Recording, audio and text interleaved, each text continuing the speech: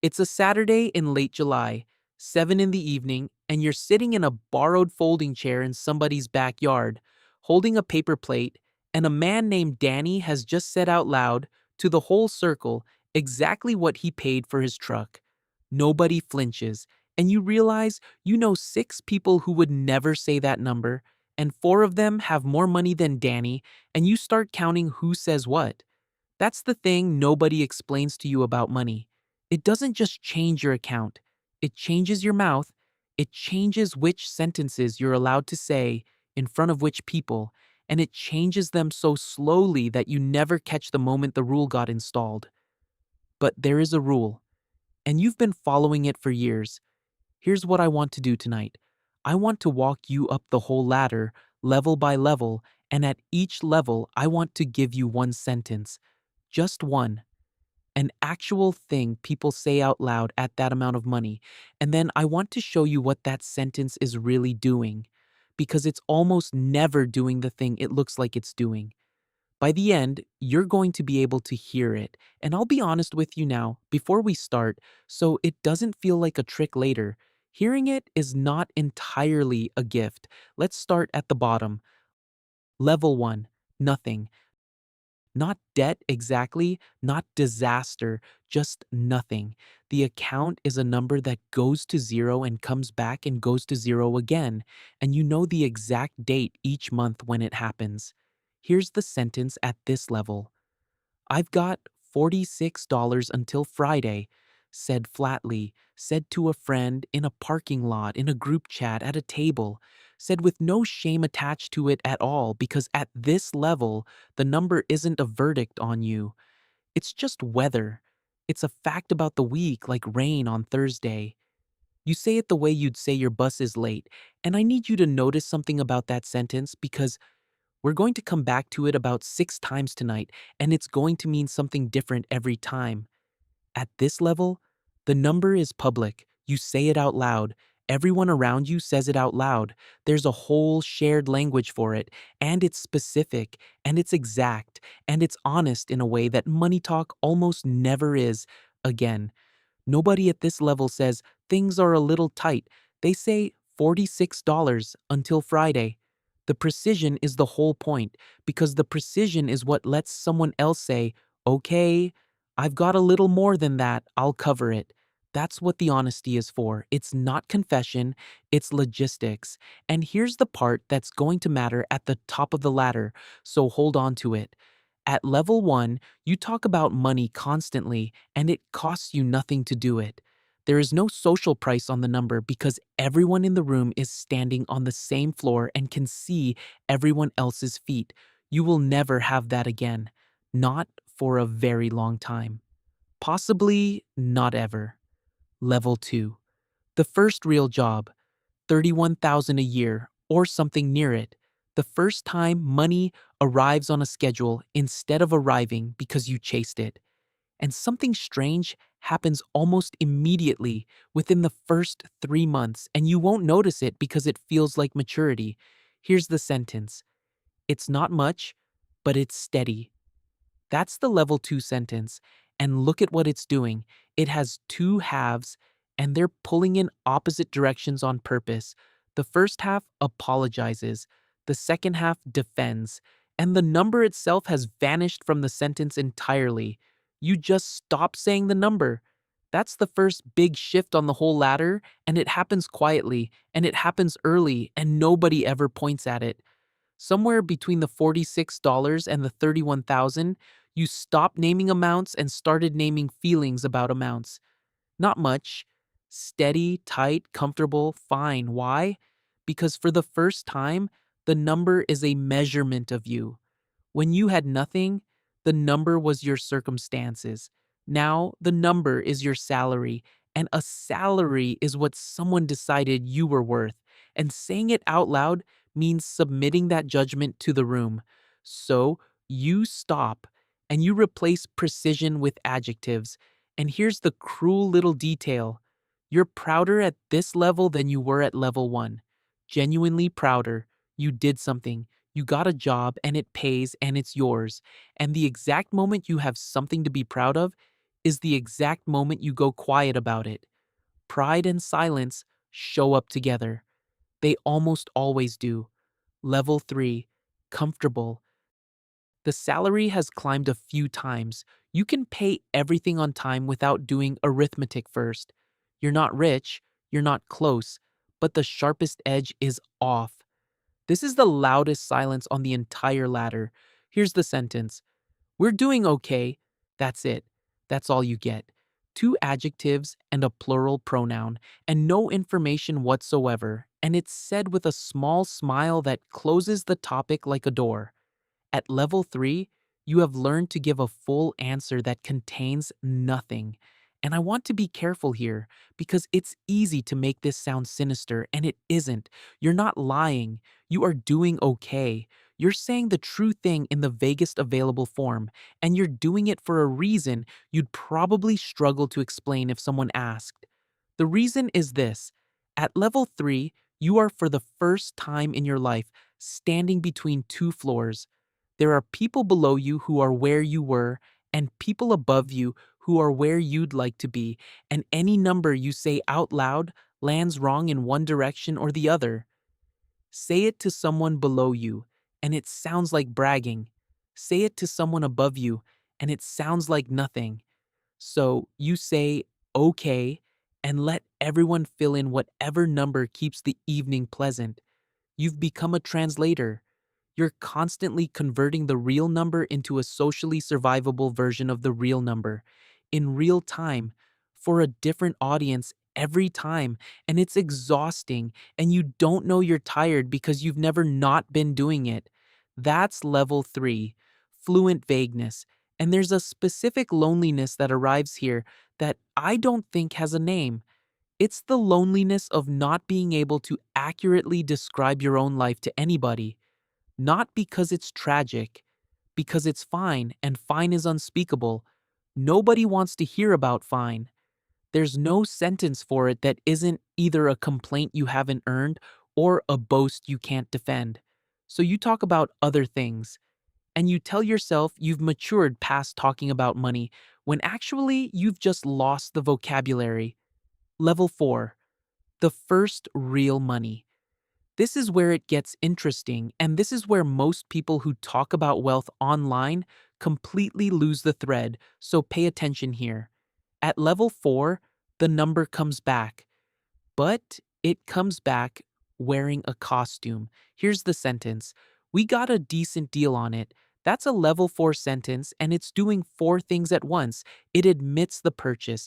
It signals the purchase was significant enough to deserve mention. It denies you the amount, and it inserts the word deal, which quietly reframes the whole thing as competence rather than money. That's the level 4 move. You stop talking about how much you have and you start talking about how well you handled it. Listen for it. It's everywhere at this level. Nobody says what the house cost. Everybody says they got in at the right time. Nobody says what they earn. Everybody says the year was better than expected. The number is always adjacent, never present.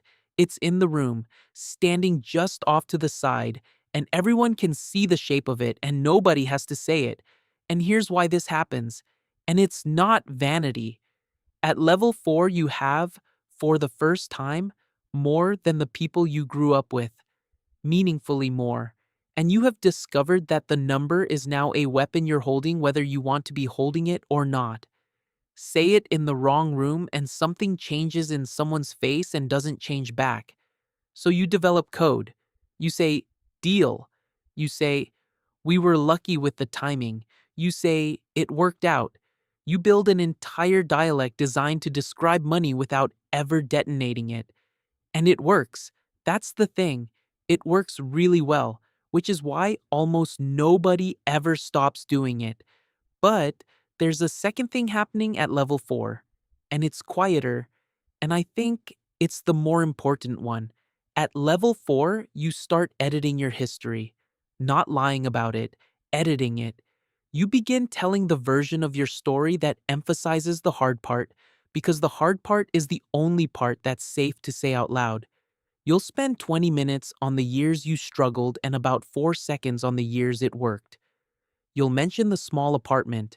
You won't mention what changed, and you'll notice that people relax when you do it.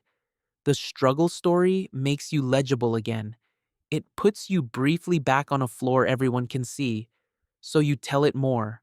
You get good at telling it, and after a few years, you've told the struggle version so many times that it becomes the version you believe, and you genuinely can't remember the last time you described your own life accurately to another human being. That's not dishonesty, that's the tax at level 4. You pay it in accuracy, and you pay it every time you speak. Level 5. Wealthy. Genuinely wealthy. Several million, and the money is producing money now, and you have stopped thinking about the cost of anything you'd actually want on a normal day. Here's the sentence, and this one surprises people. That was about 2.4. The number came back. Fully. Exactly. Out loud. And you might think, good, honesty returned. But look at what changed around it. At level 5, the number gets said out loud again, but only inside a very specific room and only about assets and never about the person. 2.4 is what something cost. It is never what someone is worth. At level 5, people will tell you the precise price of a building and will absolutely never tell you their net worth. And they'll feel like those two things are completely different kinds of information. And they're right. Here's the shift. At level 1, the number was your circumstances. At levels 2 and 3, the number was your value. At level 5, the number is finally just a tool again. It's a measurement of a thing, not a measurement of you. And once it stops being a measurement of you, saying it out loud costs nothing. That's the loop closing. Level 1 and level 5 sound weirdly similar. Both say the number flatly. Both feel no shame.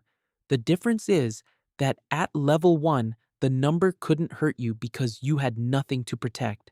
At level 5, the number can't hurt you because you've stopped believing it describes you. Same flatness, completely different architecture underneath, and the people at levels 2, 3, and 4, the ones between, they're the ones who can't say anything true because they're the only ones who still believe the number is a report card. Level 6. And this is the last one, and it's the strangest, and it's where the whole thing turns over. $100 million. Here's the sentence. There isn't one.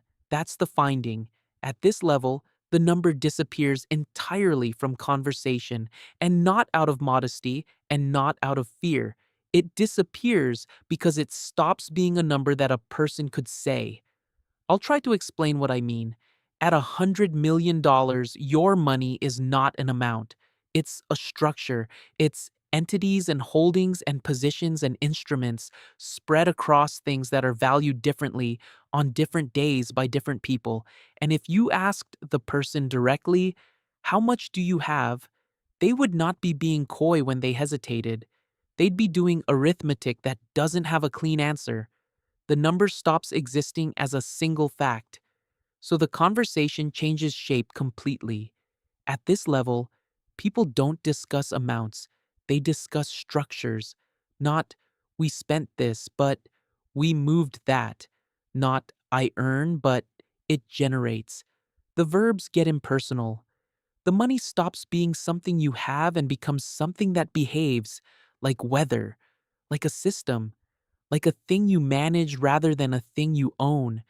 And there's one more thing at this level that took me a while to understand. At $100 million, the person usually isn't the one who knows the number. Somebody else knows it. There's a team, and they hold the figure, and the person at the center gets told a version of it on a schedule. The way you'd get a weather report. They've handed off the arithmetic, which means when they say, I'm not sure, it's frequently just true. Think about what that does to a conversation. At every other level, I'd rather not say is a choice, and everyone in the room can feel the choice being made. At this level, it's often not a choice at all. The number is genuinely somewhere else, in a document, in someone else's inbox, updated last quarter. And that's the final inversion. You spend your whole climb learning to withhold the number, refining it, getting more and more skilled at not saying it. And at the top, you arrive somewhere the withholding isn't necessary anymore because you've stopped carrying the number in the first place. Remember what I said at the beginning about level 1? Money as weather. $46 until Friday, said the way you'd mention rain on Thursday. At 100 million, money becomes weather again. The bottom and the top both describe money as an impersonal force that happens to them. The whole enormous middle of the ladder is the part where people believe money is a description of who they are, and that belief is the thing that makes them go quiet. That's the ladder. That's the whole shape of it. Loud, quiet, quieter, coded, exact, and then gone. Now here's the part I owe you, because I said at the start that hearing this isn't entirely a gift. Once you can hear the ladder, you can't stop hearing it. You will be at a table with people you love, and someone will say, "We're doing okay," and you will know exactly what level they're standing on and exactly what they just chose not to say, and a small part of you will step outside the conversation to note it. That part doesn't go back in. You will start hearing your friends' finances in their adjectives. You will hear your own. And there is something genuinely lost in that. Some of what sounded like warmth to you before was people managing their own discomfort. And now you can see the management, and you can't unsee the management, and the warmth reads a little thinner than it did. That's the cost. It's real. I'm not going to pretend it isn't, but here's what I think you get in exchange, and I think it's worth more. You get to stop taking it personally, because once you understand that the vagueness is structural, that "we're doing okay" is a position on a ladder and not a judgment about you, you stop reading rejection into it. Your friend who won't tell you what he earns isn't hiding from you. He's standing on level 3 with no available sentence. Your uncle who says he got a deal isn't showing off. He's holding something he doesn't know how to set down safely in front of you. Nobody on this ladder is being dishonest. Everybody on this ladder is doing the only thing their level allows, and that includes you. Which brings me to the only question in this whole video that actually matters, and it's not about anyone else. Somewhere in the last few years, you stopped saying a number you used to say freely. You know the one. Maybe it's what you make. Maybe it's what you owe. Maybe it's what something cost, or what you're actually sitting on, or what you're actually behind on. There's a number, and there was a time you'd have said it to anyone in the room without thinking. And now, there isn't a single person you'd say it to. You didn't decide that. You climbed into it. So the next time you're somewhere ordinary, a Saturday, a backyard, a folding chair that isn't yours, and someone says a number out loud without flinching, and you feel that small flicker of surprise, I want you to notice which way the flicker points, because it means one of two things. Either you're above them and you've forgotten how that felt, or you're below them and you've forgotten it was ever allowed. And I'm not sure which one is worse, and I've been sitting with it for a while now, and I still don't know whether the goal is to climb the ladder or to get back to the bottom of it, where you could just say the thing.